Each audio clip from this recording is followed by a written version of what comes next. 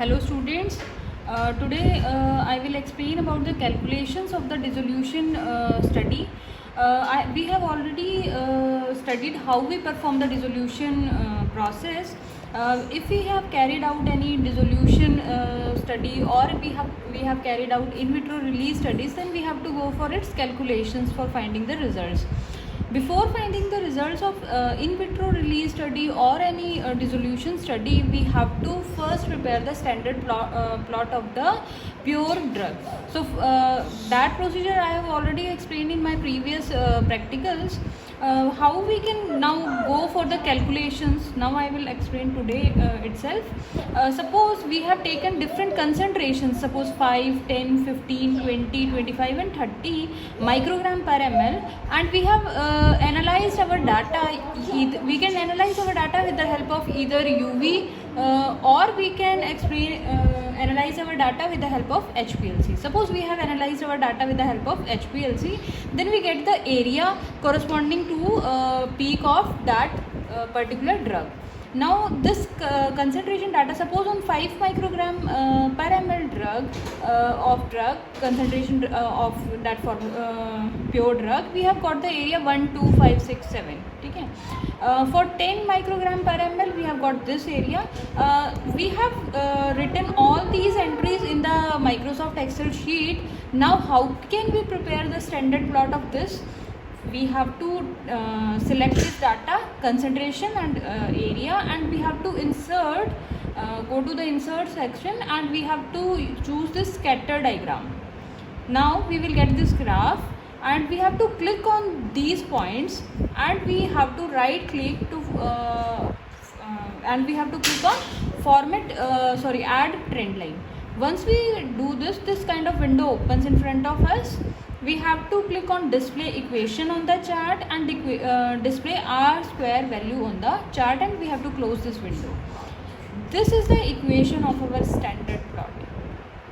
This is a mere example. These are not readings of any particular data. So we have got the R square value of 0.957.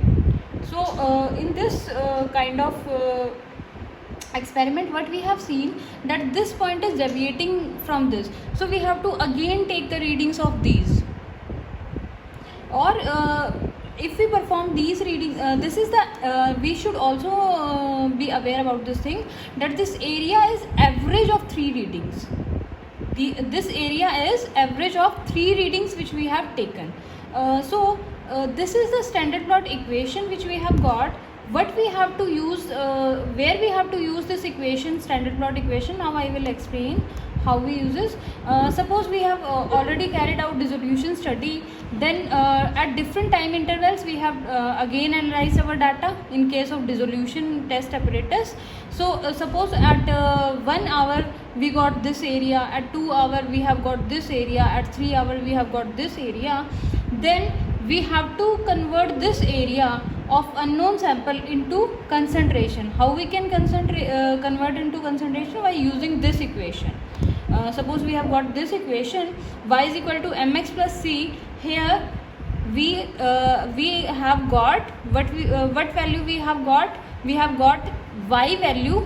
By analyzing the sample, we have to determine x from this equation.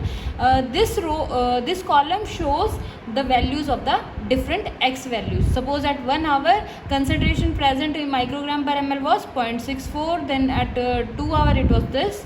Similarly, we will find the same, we will do the calculations for throughout the section. It was microgram per ml in 1 ml. This concentration showing the data in per ml. Now we have to convert this into 100 ml. Suppose we have carried out in vitro release studies where we have taken total amount of the release medium as 100 ml. So thus we have to multiply this via into 100. So we will get 6.64 into 100 is 64.7215. Similarly for the same section. Now this data is present in microgram per ml, because for standard plot we have taken the unit microgram per ml. So now we have to convert this into mg. For converting it mg, we have to divide it by 1000. we have divided by 1000, each individual term is divided by 1000. We have got mg of the substance released. Now how could we determine percent drug release from this? We suppose we have taken 1.5 mg drug. Suppose the any formulation was carrying 1.5 mg drug, then what we have to do, we have to divide this reading by 1.5 mg into 100 to calculate the percent drug release. We will get this section also. Now suppose for carrying out the release studies or for carrying out the analysis of the samples, we have taken 5 ml, we have withdrawn 5 ml of the sample. What does that that explains? That 5 ml has taken the drug away, so we have to add that calculations also to the final results. So in 5 ml how much of amount was present? How could we calculate this? We can per ml it was present this much, then into 5, and we will convert this into mg also. For converting into mg we have to again divide by 1000, so we will get this complete section. And we have to find the percent drug release for the same also. Now we have got how much sample was withdrawn in each 5 ml, this row. So if we will add these both sections, we will get cumulative drug release. This data is the percent drug release, and if we plot a graph between this time and percent drug release, then we will obtain the graph between the time and percent drug release. These calculations are similarly done for UV also. Here in spite of area we get the absorbance values, then we have to again go to the concentration. We have to find out the concentration. Then suppose you have not carried out in vitro release studies and you have carried out dissolution studies, then your this amount will not be 100 ml, it will be 900 ml. So you have to here use 900 ml, means we have to multiply with the 900. Then again we have to convert, same step will be repeated in UV also. We have to convert this into mg.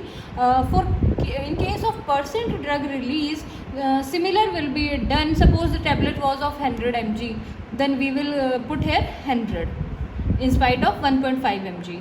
As it is in vitro release studies, these are mostly done for nanoparticles, microparticles, or any other formulations. But in case of dissolution for tablets and capsules, we perform dissolution studies. Then this readings will change and we will get the results from here. Suppose in dissolution test apparatus you have also withdrawn 5 ml sample, then this calculation will remain same, and we have to add both these the G column with I column to get the final percent drug release. And we finally plot the graph between the time and percent drug cumulative drug release. Hope you all have understood how to do calculations. You all have to practice this by using your own readings. You can use any readings, you can use absorbance values, any absorbance values, or any area which is used determined with the help of HPLC, and you have to perform these calculations by yourself. Keep practicing. Remain safe. Thank you, students.